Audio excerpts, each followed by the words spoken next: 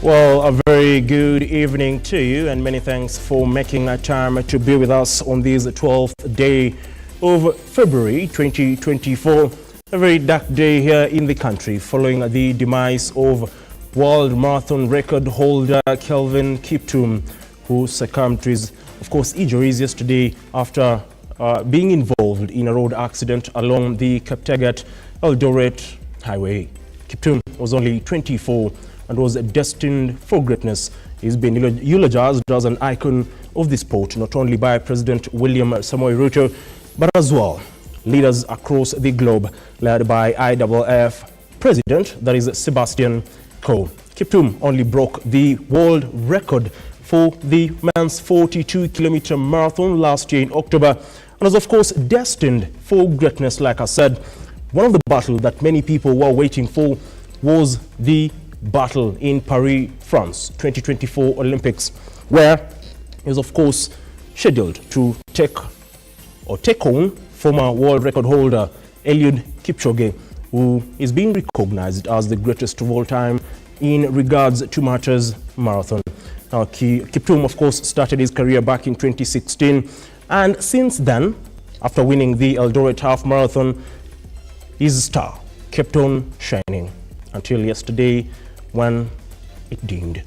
Indeed, a very sad day for not only the athletics fraternity, but as well the country at large, as his parents continue to, of course, cry over the death or the demise of their sons, as the father also raises questions regarding the death of his son. Now, we start this particular bulletin, and remember, you can watch this bulletin live on our Facebook and YouTube pages at Lookuptv. I am Ian Kitani, and our sign language interpreter is Josephine Oko. Now, friends and fans streamed the Rescos mortuary to mourn Kelvin Kiptum, whose life was cut short following throwing the future of the industry in limbo. And as Ruga Evil now files, those who trained with him, of course, described him as a dedicated and ambitious young man whose future was bright.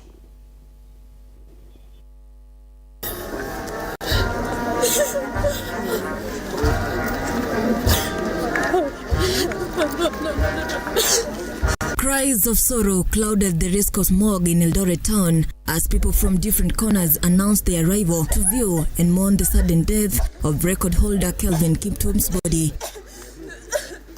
I remember we interacted together when he arrived after breaking the world record, especially also when we have time together in training in the track in Eldoret here. He's a very cheerful guy. He's not a pride guy. He's always very lovely and very cheering guy. So this is really sad news to everyone. I was telling myself, najiuliza ya kwamba hata chafurahia hata kidogo sana, lakini naye tunasema Mungu anajua mambo yote. So tuachie Mungu mambo yote, as my colleague said, tusikosoane kwa sababu Mungu anajua mambo yote. In disbelief and unexplainable pain, they all felt the urge to at least say something and pay tribute to Kiptum, the person he was like while still alive. Tulifanya mazoezi pamoja na yeye kwa kambi moja. So niko na huzuni sana, na nasikia na mwelezea familia tuchive moyo. It is not easy. It is not easy to lose such a person, such a very young person. Ni ngumu sana. Has been a friend as well. He has been training also here in Elgeyo Marakwet. Personally, I was former athlete, winner of Linz Marathon twice. It really came as a shock to us and to all the athlete fraternity, especially those of us who trained together in Elgeyo Marakwet County. Remember that Kiptum, just his world record was just ratified 5 days ago after he had broken the world record in Chicago. The future of athletics now in limbo. A young fellow that would have reigned in years to come, having breathed his last, fellow athletes friends and fans lots of words on how to describe the late Kiptum. And Kiptum is one of the upcoming and young talented guys that everyone has hope in. We really expected that Kiptum is going to run sub 2 hours in Rotterdam Marathon, which was scheduled for April. And also we had very high hope that Kiptum is going to reclaim also the world marathon in the Olympics, given the fact that we are doing the marathons in this summer in Paris, France. Now that his dreams have been shattered, it really came as a big shock. It comes as a big surprise to everyone. We are saddened by this loss. Just last week, Kiptum's team announced that he would attempt to run the marathon in under 2 hours in Rotterdam in the month of April, a feat that has never been achieved in open competition, the rise to fame for the father of two being rapid. Ruga Evil, Lookuptv. World marathon record holder Kelvin Kiptum is dead. Kiptum and his Rwandese coach Gervais Akizimana died in a tragic road accident Sunday night in the Kaptagat area along the Elgeyo-Marakwet Ravine Road. Kiptum was born on December 2nd, 1999 and is a Kenyan long-distance runner and the marathon world record holder of 2 hours. Felix Solana now files.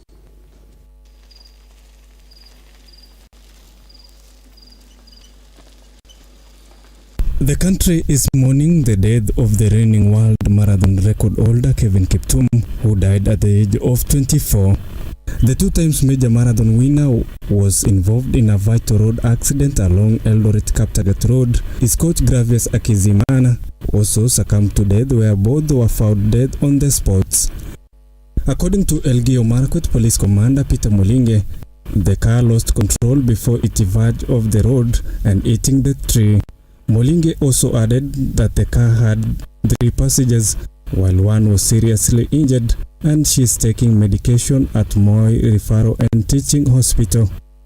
Sport lovers, leaders and Kenyans at large have continued to send their messages of condolences to the family and friends of Kelvin Kiptum. So ningependa pia kusema pole kwa familia, kwa wakimbiaji wenzangu na pia the country at large. Kenya mzima, Elgeyo-Marakwet, Chepkorio Division,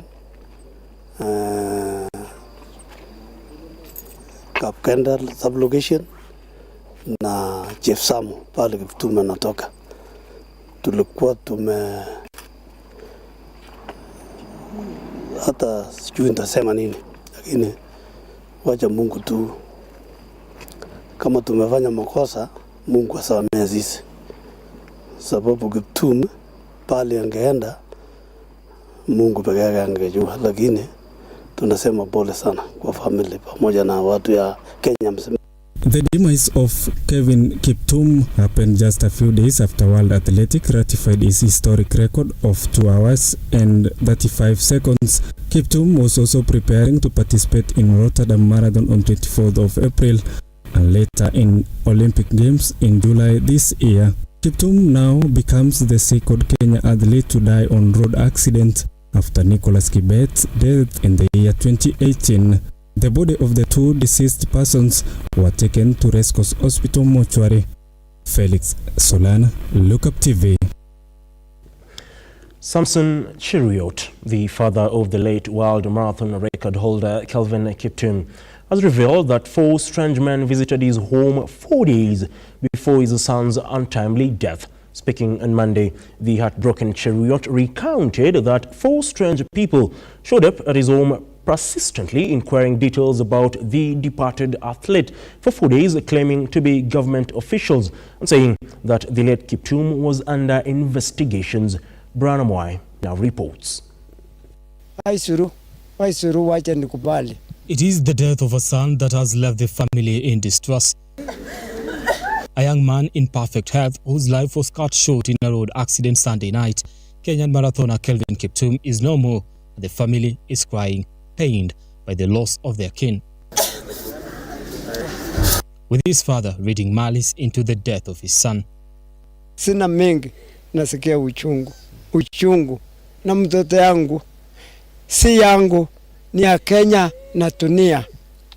Alijaribu kila njia hata Jumamosi jioni tulikuwa na yeye nyumbani hapa. Akaniambia endelea na maombi.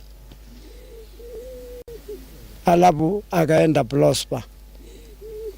Alafu Jumapili ndio Mungu alichukua. Lakini sio Mungu, ni Saitani. Samson Cheruiyot, the father of the late world marathon record holder, has revealed what transpired days before his son's untimely death. The face of a father pained by the loss of his son recounts with a broken heart trying to piece strange events that happened before his untimely demise. Cheruiyot recounted that 4 strange people claiming to be government officials showed up at his home inquiring details about the departed athlete for 4 days. Upon the father's request for them to reveal their identities, the 4 left his compound. Na iko watu walikuja kwangu, sijaamini mpaka saa hii. Hata tunatoka State House. Moja ni askari, ngine sijui, lakini najua natoka kama msuri ngine. Wacha niwachie Mungu. Kiptum's father is now appealing to the government to investigate and determine the circumstances that may have led to the death of his only son. Walikuja 4 days from now, walikuja sema ati hata sitaki niseme hiyo watu ngine natoka Siwa, walikuwa watu 4. Hata niko na number plate ya gari. Na niko na namba ya simu. Sijui alikuwa anataka kufanyia nini kijana yangu, I don't know. Baka nikaambia munipatie mimi vitu ya kuonyesha wewe ni mtu ya serikali. Akakata. Kiptum tragically lost his life in a road accident on the night of Sunday alongside his coach and a female passenger when he lost control of the vehicle, veered off the road and plunged into a ditch before hitting a tree. Kiptum and his coach died on the spot while the female passenger sustained serious injuries. Brian Amuai, Lookuptv. The confessions of Kiptum's dad, of course, raises further questions on what transpired before the death of Kelvin Kiptum.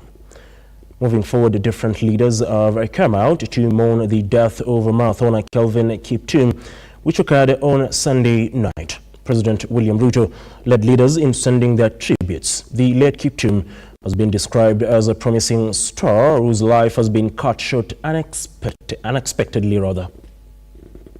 As they say, grief is the most peculiar thing. We are so helpless in the face of it. It's like a window that will simply open on its own accord. The room grows cold and we can do nothing but shiver. That was and still is the feeling across the country following the demise of marathon world record holder Kelvin Kiptum. Various leaders across the globe have condoled Kiptum as an icon of the sport following the tragic end to his life on Sunday night along the Kaptagat-Eldoret highway. President William RUTO led the nation in mourning Kiptum, terming him as arguably one of the world's finest sportsmen who broke barriers to secure a marathon record. An extraordinary sportsman was left an extraordinary mark in the globe. Our thoughts are with the family and the sporting fraternity. IAAF President Sebastian Coe, while mourning Kiptum, noted that it was only earlier this week in Chicago, the place where Kelvin set his extraordinary marathon world record, that he was able to officially ratify his historic time. Coe termed Kiptum as an incredible athlete, leaving an incredible legacy, and he will be missed dearly. Double Olympic champion Mo Farah tweeted, and I quote, "I'm so sad to hear the passing of Kelvin Kiptum and his coach Gervais Hakizimana. Kelvin was an amazingly talented athlete and had already achieved so much. He truly had a special talent, and I have no doubt he would have gone on to have an incredible career." Former marathon record holder Eliud Kipchoge was equally shocked by the tragic passing of the marathon world record holder and rising star Kelvin Kiptum. Kipchoge noted that Kiptum had a whole life ahead of him and was bound to achieve great things. Sports CS Ababu Namwamba had this to say. Brilliant brilliant young man who had hit the top of the world, and at only 24 was destined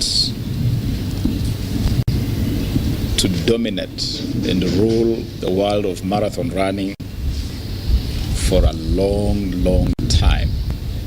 World Athletics joined various athletes across the globe, including Ugandan Joshua Cheptegei, David Rudisha, Faith Kipyegon, Ferdinand Omanyala, and many others in mourning Kiptum as an icon of the sport who was destined for greatness. Kiptum's demise is a big blow to not only the athletics fraternity, but the country at large, leaving an indelible mark in the field that he was tipped to reign supreme, starting with the much anticipated Paris 2024 Olympics, where he was set to square it out with compatriot Eliud Kipchoge. May his soul rest in paradise. Ian Keitani, Lookuptv. Indeed, the song might have ended, but the melody lingers on. On that particular note, we take a short breather. We'll be back in a moment. Don't go away.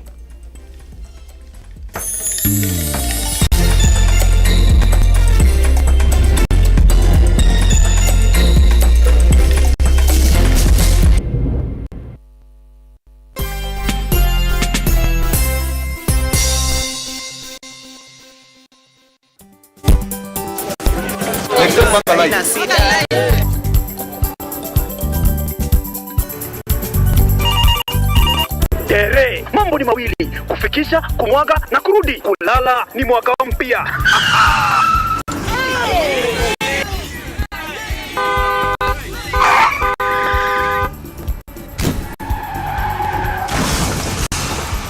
Bua muka we mse. Ni mbaya. Wewe kwani wani vile dereva anaendesha gari vibaya, lazima tususe. Anaendesha gari na kwa simu the whole time hata angalia barabara.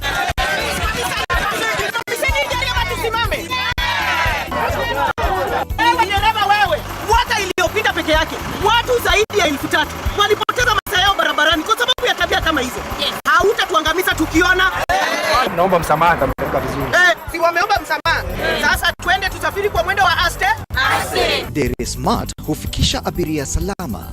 Ujumbe huu umeletwa kwako na NTSA kwa ushirikiano na European Union.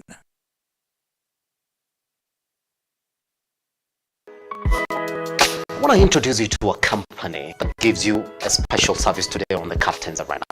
This person is there saying, I really thank God for what has done to me. I really thank Grace for what has done to me. That thing makes you feel fulfilled. Exactly. Are you saying that you're a happy man currently in your life? Is that what you're because you do not leave your clients. They become your people. Sons and daughters. Sons and daughters. All right. Yeah, like you just can't walk in and they'll be like, okay, I bought it. Thank you very much.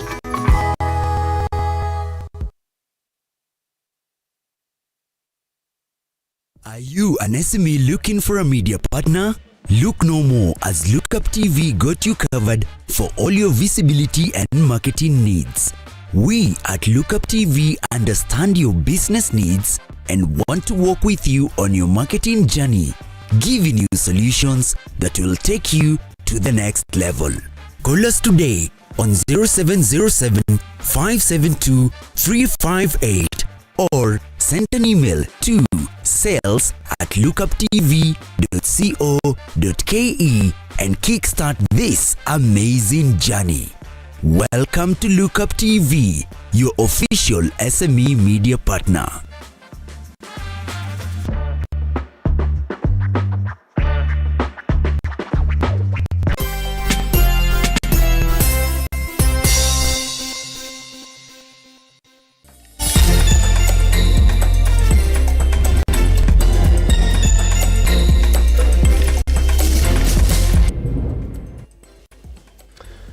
Thank you very much for staying with us.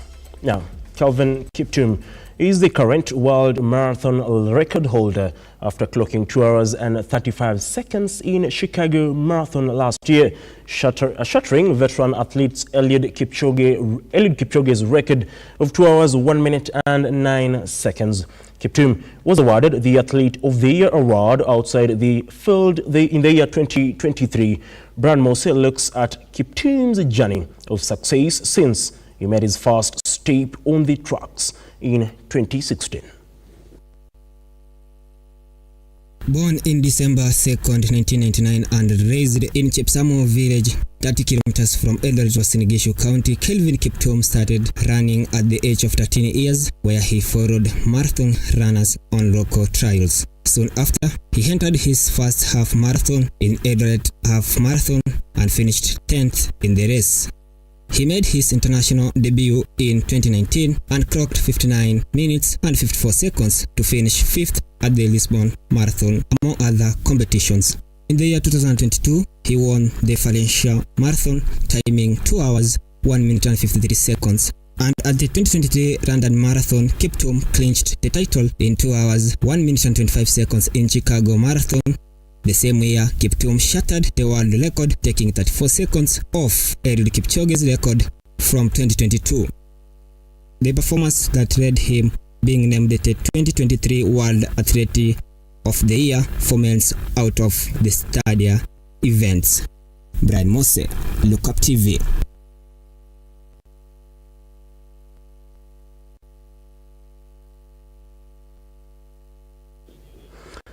Well, to wrap up the Kiptum stories is that they say when someone you love becomes a memory, and then that memory becomes a treasure. May soul rest in paradise. Moving forward, multimedia university students now want Education Cabinet Secretary Ezekiel Machogu to confirm their acting Vice Chancellor with immediate effect, failure to which they will take to the streets.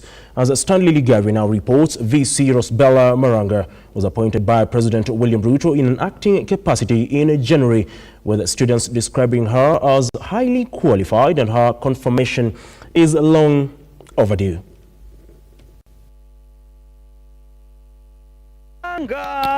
We want Prof. Maranga. Hilary Oyo and Karel Omoyo, student leaders, now claim that there is a hidden conspiracy not to endorse the Vice Chancellor Rosbella Maranga, who is currently in acting capacity, pointing an accusing finger at Education CS Ezekiel Machogu, saying he is the major obstacle in the success of the entire process, despite the VC being qualified to head the institution and having a green light from the Senate Council of the institution with the President William Ruto. Today we stand united in calling for the immediate confirmation of Professor Rosabella Maranga as the Vice Chancellor of this great university.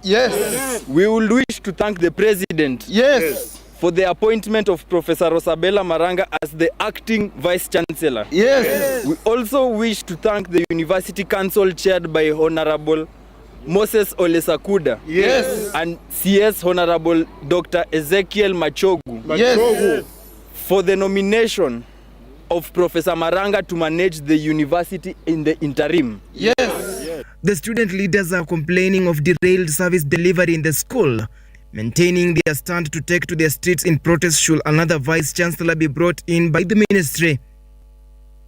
Maranga is ready to take us to Southeast, a land of milk and honey, where we have clean hostels, where we have clean pavements, where we have cheap food in the school. And Professor Rosabella Maranga has proven that she can do that job. Comrades, power! Comrades, power!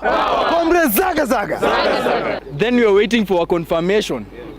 As comrades, things are bad here in multimedia. Things are at a stalemate. We want her confirmed immediately. Together, they claim that the relevant leaders have approved Maranga's appointment, calling on CS Machogu to confirm and gazette her to take over the leadership mantle as soon as possible. That any Kenyan of goodwill who recognizes the beauty of having a woman at the helm and providing the motherly love and care and guidance to support the cause and ensure that Multimedia University becomes an emblem of other prospering universities, not only in Kenya, but in the world. Rosbella Maranga was appointed following the former VC of the university, Professor Festus Kaberia's tenure, which came to a close after serving and completing 10 years in the office. Magadi Road will be impassable. Failure to which we are rendering Magadi Road impassable. We are fearless, and even the police around knows our capabilities. They should not try us. It is now clear, after a peaceful, what they call as a press briefing, the multimedia university students are now threatening to take it to the streets, failure to which, in a case where Dr. Professor Rosbella Maranga is not instilled or installed as the current VC of the great university. Stanley Lugaria, Lookuptv, Nairobi.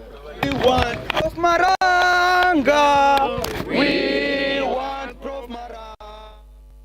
Of course, I was smiling because when they talked about blocking Magadi Road, the memories of us, together with, by the way, the reporter Stanley Lugaria, being chased by the man in uniform, dodging tear gas canisters when demonstrations were held in that particular institution, for a moment lingered in my mind. Onto the corridors of justice now, and the Nairobi court has acquitted businessman Yanesh Divani and 4 others in 1.5 trillion saga after 22 years. Rather, the court on Monday said the prosecution failed to prove fraud claims against Kenya Commercial Bank. Last month, Divani was charged with stealing 318 metric tons of jet fuel after being on the run since 2008, when he is said to have committed the offense. Lona Ambuya with the details. Appearing before the court on Monday, Divani pleaded not guilty to the criminal charges filed against him and his company, Triton Petroleum Company Limited, and released on a 1 million bond. Today, it was meant to be a mention with respect to the matter. That is why we were not able to be there in touch. Is it a mention of for hearing? From my record, it was a mention. But the court record shows it is a hearing. Maybe it was then a mistake on my part. Okay. I didn't hear it properly. The charges range from the theft to fraudulent disposition of mortgage products acquired with facilitation from KCB. According to the prosecution, Divani used his company Triton to carry out the business. He left for the United Kingdom when his co-accused were charged and the court issued a warrant of arrest against him. It is said that Divani struck a deal with top government officials in 2023 to leave London for Nairobi to take the plea. He had a warrant of arrest on his head. Your Honor, yes. We are in the process of having these witness statements and the exhibits ready. Your Honor, we pray for a period of time upon that.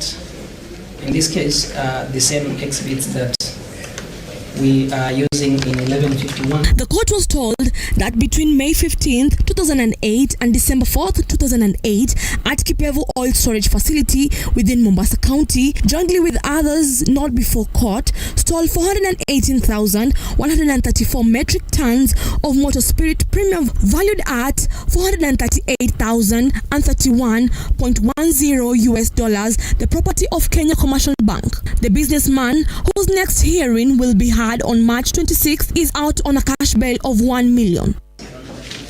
All right, we're going to have the third of April, and the mention is 26th for trial directions. All right. So you come back on 26th of March. Yes, sir. And then the hearing is on. Lona Lorraine Omboya, Lookuptv. On to matters of security now, and the Principal Secretary in the Ministry of Interior and National Administration, that is Dr. Raymond Omolo, appeared before the Joint Committee over the National Government Administration Laws Amendment Bill. The ministry made submissions regarding the proposed amendments to the Assumption of Office of the President Act 2012, National Security Council Act 2012, the National Government Coordination Act 2013, and the Office of the Attorney General Act 2012. With regards to the proposed inclusion of the National Security Advisor in the committee dealing with the assumption of the office of the President, Piesomolo proposed that the NSA be the secretary to the council and not in the committee. Martin Masharia now reports. We are bringing the top. We are bringing the top head of public service. We are bringing the top cabinet administrative secretaries, and while we do not have the problem with them, why didn't we find it necessary also to include wazee wa vijiji in that amendment so that the people, the ordinary wananchi, also have something from it? He appeared before the Parliamentary Justice and Legal Affairs Committee. Interior Permanent Secretary Dr. Raymond Omolo defended and shed light on the bill presented. Omolo calling for the inclusion of the Immigration Department, led by Julius Bitok, to be incorporated and placed under the Permanent Secretary of Internal Security. Internal security perspective, if we are in a situation where the two roles are held by different CSS, how then do you ensure that you have full control of the security apparatus for purposes of the assumption of office? That is how we are looking at it. Additionally, Omolo wants internal security advisor changes made, and according to him, the sitting government advisor should transit to incoming government. The advisor sits in the council as who? As member or secretary? He sits as a secretary. The advisor sits as a secretary. The question that sought answers on whether the government was intending to create job opportunities to some specific people using backdoors was raised by Mandera East MP Hussein Mohammed, as Mogirango MP Silvana Sosoro sought to know the strategies put for its success. We are legislating for posterity. We are not trying to create offices through statutes or through these things just for the stopgap. So I think he's captured it very well. I mean, I need not really to belabor the point, but I want to understand what we really are seeking to achieve in this whole. Are we trying to? Let me not say that. Let me hold it. But what are we seeking to achieve this? Despite the existence of the Office of the Attorney General for over 60 years now, Omolo recommended the bill calling for changes to be made so that the emblem of that office falls under the Public Service Commission. The question still remains, why does the Ministry of Internal Security want the changes to be made? Martin Masharia, Lookuptv, Nairobi. Well, that story by Martin Masharia takes us to a second breather here on the Spotlight. We'll be back in a moment.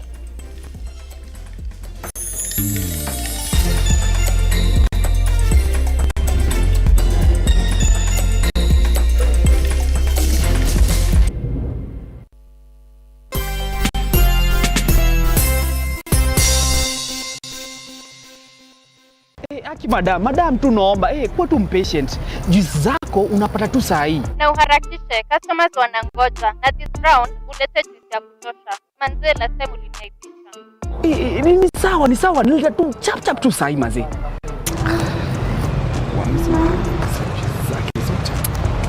Aha, vipi? Uko sawa? Unaitwa nani? Mimi naitwa Kibe Wanduthi. In case Loto ikupige boost ya 100k utafanyia nini? 100k? Ati kiso? Yes.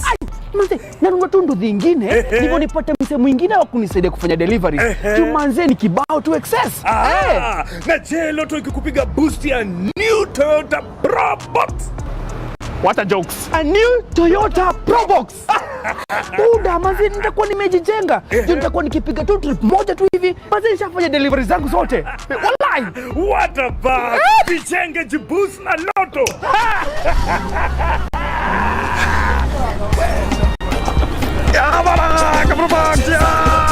Anza mwaka na Loto Jijenge Boost. Kila siku kuna guaranteed business boost worth 100,000 na up to 1 million ndani ya hourly draws. Jipange nyumbani na 100,000 shopping vouchers. Boost biashara yako na 1 million or a brand new Toyota Probox kila wiki na up to 200 million shillings ndani ya Grand Mega Jackpot every Wednesday and Saturday. Changamka, jiboost na ujipange na Loto. Ingia M-Pesa paybill 777-000. Account Look amount 50 bob to 2,000 na ujisort na Loto Mega Boost. Over 18s only. Gaming can be addictive. Play responsibly. BCLB number 000898. Changamka, cheza Loto.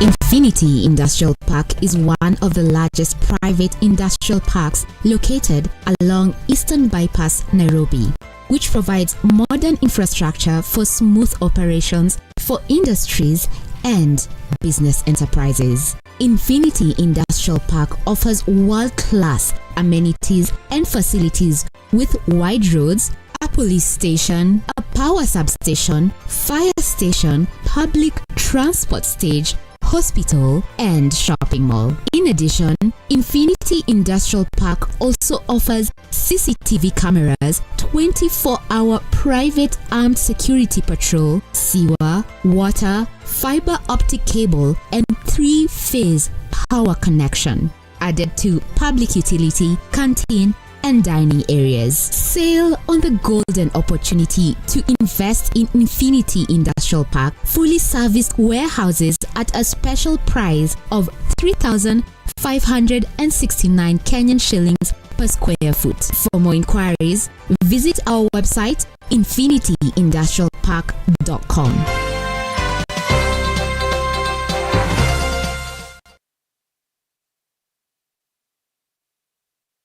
Are you a junior secondary school, a college, a TVET institution, or a university, and you want to advertise your intake? Book now and advertise with us today on both Lookuptv and all our digital platforms. Call us today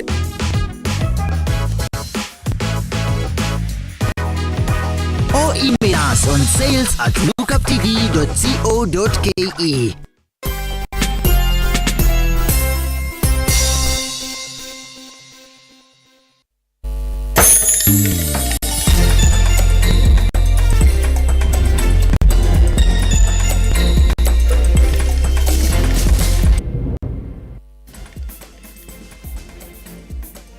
Well, let's continue with the bulletin now. And the Kenya Union of Post-Primary Education, KUPPET national officials have together in unison opposed the move by the national government to compel parents to use the e-citizen platform in paying school fees, noting that it will be difficult for many Kenyans.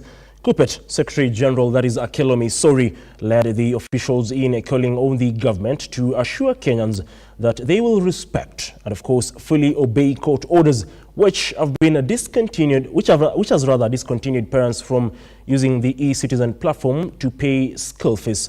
George Casey with that, and of course, the news wrap.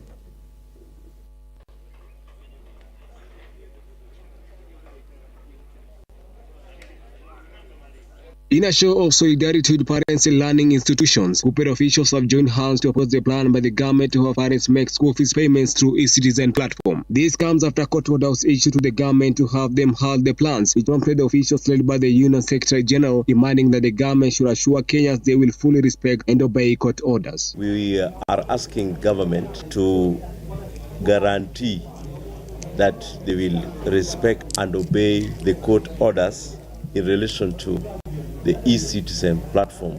Elsewhere, Mbeere North lawmaker Geoffrey Ruku has cautioned teachers in Mbeere that it is the moral obligation to improve the state of affairs in the semi-arid region that has declined for a long time. Ruku also took a swipe at the teachers at Kaungu Primary for failing to help in ensuring the ablution block is clean. He was speaking during the handing over of development check to Kaungu Primary School, which would model the learning institution and give it a new look. Elimu ya Mbeere North imekuwa imedhoofika miaka mingi, na ni lazima tuimarishe elimu ya Mbeere North ikae sawasawa.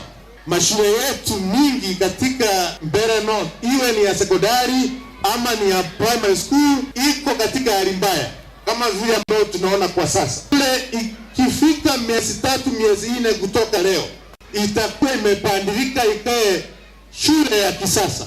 Finally, bodaboda operators in Bungoma County have expressed concerns over rising cases of insecurity and accident in the county, and some of their colleagues' lives were cut short. In a meeting held at the Commissioner's office to discuss the issues, the bodaboda operators led by the chairman Alex Kiusia also called on President William RUTO to make good his campaign promises. Tumekutana wa ofisi ya County Commissioner wa Bungoma kushughulikia mambo ya insecurity na mambo ya safety ya watu wetu wa bodaboda. Na mambo ya security, kuna sehemu zingine watu wetu wanauawa kama aswa wanabodaboda, na watu na vijana wengine wanauawa hapa town. George Kayesi, Lookuptv.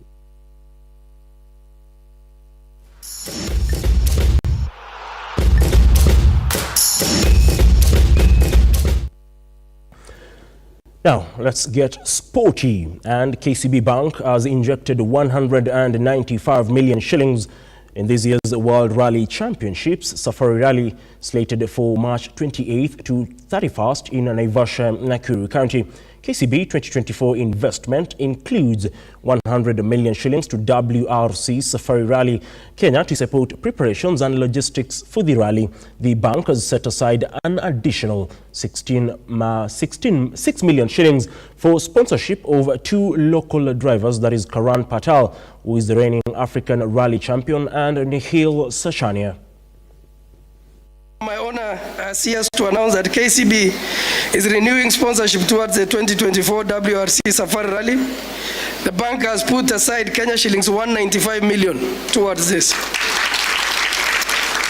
Of the 195 million, that's the breaking news, yeah. Of this amount, 100 million will go directly to the WRC Safari Rally, right? While 95 million will go towards brand activation and the sponsorship of the 2 local drivers, Karan Patel, who is the reigning African Rally champion, and also Nikhil Sachania. Karan and Nikhil put up a strong show last year, ably representing our brand, and we believe that together we will continue to work for a long time. We are delighted to join all of you, Paul, together with the entire team, to witness the official launch of this year's World Rally Championship Safari Rally, which we'll be witnessing next month. This time it's the 3rd round of the 2024 World Rally Championship Series. Let me from the outset recognize the sponsorship of KCB, and alongside you, KCB, all the other partners who have come forth to work with government to deliver this event. We are grateful that you continue to heed the government's call that this is something we cannot do alone. I particularly want to applaud KCB for your continuous investment, very consistent investment in the world of sports, and it is across the entire ecosystem. Of course, the Safari Rally Championship was moved from June to March, and of course, starting next week on Monday, we'll be focusing very much on the WRC, on Sports 360. That's from Monday next week. Onto the international scene now, and the 24th round of the English Premier League will end tonight with Crystal Palace hosting struggling Chelsea at Selhurst Park. The match will kick off at exactly 11 p.m. when the Blues will be looking for crucial points in their aim to play in next year's European competition.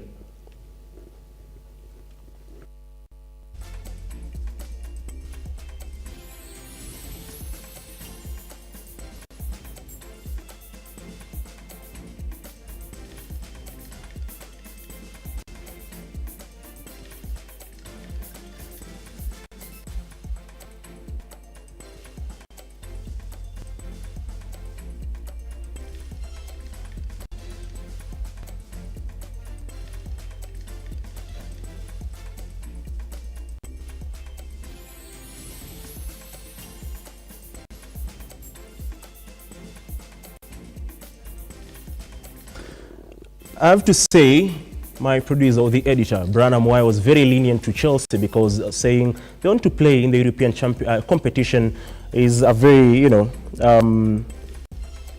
big, toll for them, because at the moment they're sitting on the bottom half, or rather at the bottom half of the English Premier League. Their aim should be to get to the top half of the Premier League. Chacha, of course, will come from my head tomorrow, but we have to be honest.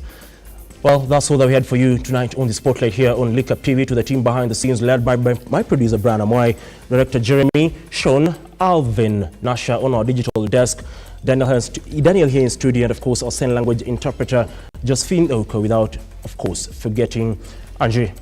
Many thanks for joining us. Do have yourself a wonderful night, and like always, God bless.